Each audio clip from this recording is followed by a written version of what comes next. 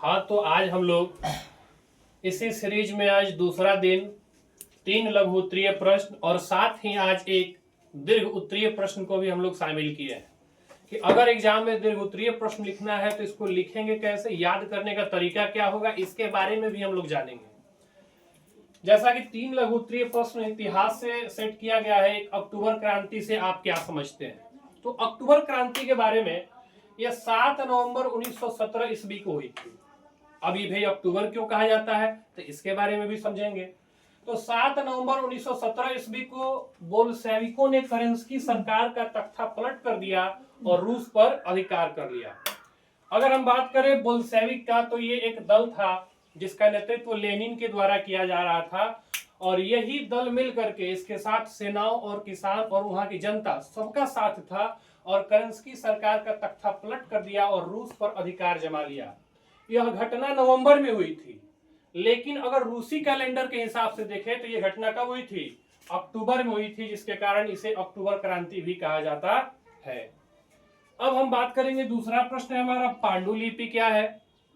तो पांडुलिपि वह हस्तलिखित दस्तावेज होती है जो प्राचीन समय में कागज, ताड़पत्र, भोजपत्र ये सब पर लिखी जाती थी। जब छापा खाना का आविष्कार भारत में नहीं हुआ था तो उससे पहले इसी प्रकार से जो है किसी भी धर्म के बारे में लिखना हो, इतिहास के बारे में लिखना हो या गणित के बारे में लिखना हो तो इन्हीं ताड़पत्र हो या कागज हो, इसी पर लिखा जाता था।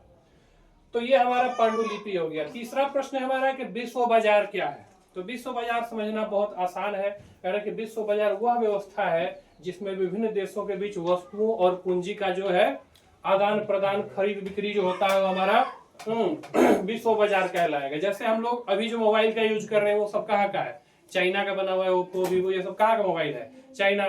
तो जो सामान वहां से हमारे लिए जरूरी है उसका हम लोग क्रय करते हैं, और जो हमारे देश में जैसे मखाना एक्सपोर्ट में आप जानते हैं हमारा बिहार भी बहुत आगे है, तो मखाना का एक्सपोर्ट करते हैं, जिस देश को इसकी जरूरत है वो खरीदता है।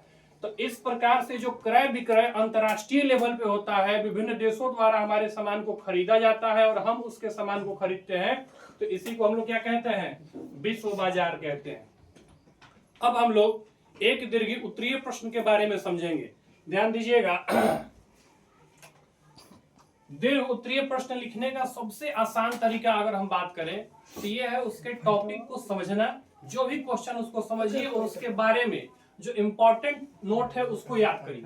जैसे अगर एक प्रश्न ले लिए कि लेनिन के जीवन एवं उपलब्धियों के बारे में प्रकाश डालें, तो कम से कम लेनिन के बारे में आपके पास नॉलेज होना चाहिए, तभी आप उस प्रश्न को अच्छे से लिख पाएंगे। तो हम यहाँ कुछ पॉइंट को मेंशन किए हैं, अब इसके आधार पे आप इसका विस्तार कर सकते हैं और बड़ा करके लिख सकते हैं। पहला कि लेनिन का जो पूरा नाम है वो व्लादिमीर इलिच उलियानोव है। जन्म का हुआ है तो 22 अप्रैल 1870 को हुआ है और वे कार्ल मार्क्स के विचारों का समर्थक थे और उससे प्रभावित भी थे। लेनिन बोल्शेविक दल के नेता थे, जैसा कि अभी हमने अक्टूबर क्रांति पढ़ाते हुए कहा कि बोल्शेविक का जो नेता थे जो वो कौन थे, लेनिन थे। बोल्शेविक दल के नेता कौन थे, लेनिन थे। उन्होंने शांति, रोटी और जमीन का नारा दिया था। उनके नेतृत्व में 1917 की रूसी क्रांति, यानी उसी को अक्टूबर क्रांति भी कहते हैं, सफल हुई थी और क्रांति के बाद रूस में पहला समाजवादी राज्य स्थापित करने का श्रेय भी किसको जाता है, लेनिन को जाता है। और इसी क्रांति, अक्टूबर क्रांति के बाद ही रूस में समाजवादी शासन की स्थापना हुई थी और इनकी मृत्यु की बात करें तो 21 जनवरी 1924 को हो गई। तो ये आप जो है इस तरह से कुछ नोट्स याद रखिएगा, तो आप इससे लघु उत्तरीय प्रश्न को भी अच्छे से मेंशन कर सकते हैं, बना सकते हैं, और दीर्घ उत्तरीय को भी इससे आप लिख सकते हैं। धन्यवाद।